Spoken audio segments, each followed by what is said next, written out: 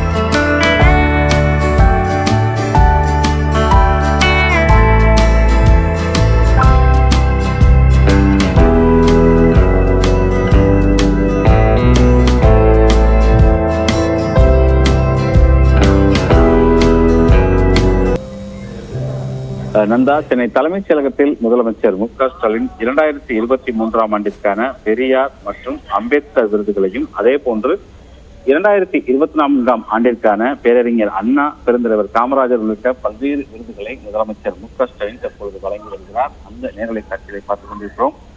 ஒவ்வொரு ஆண்டும் சமூகத்தினுடைய மக்களினுடைய விடுதலைக்காகவும் பல்வேறு பணிகளை செய்யக்கூடியவர்களை சிறப்பிக்கக்கூடிய வகையில் ஒவ்வொரு ஆண்டும் பெரியார் மற்றும் அம்பேத்கர் விருதுகளானதும், அதே போன்று காமராஜர் உள்ளிட்ட பல்வேறு விருதுகளானது வழங்கப்பட்டு வருகிறது. அதன்படி 2023ஆம் ஆண்டிற்கான சமூக நீதிக்கான தந்தை பெரியார் விருதினை சமூக நீதி கண்காணிப்பு குழுவினுடைய தலைவர் சுப வீரபாண்டியனுக்கும், அதே போன்று டாக்டர் அம்பேத்கர் விருது மார்க்சிஸ்ட் கம்யூனிஸ்ட் கட்சியை சேர்ந்த சண்முகம் அவர்களுக்கும் முதலமைச்சர் மு.க.ஸ்டாலின் தற்பொழுது வழங்கியிருக்கிறார்.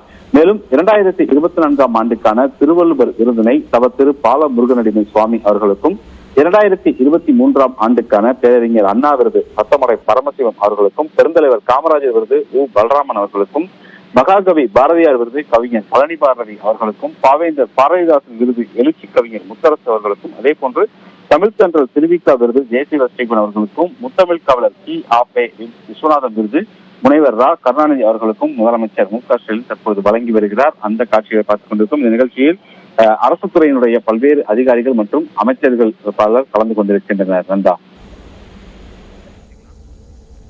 நன்றி பாண்டியராஜன், விரிவான விவரங்களுக்கு.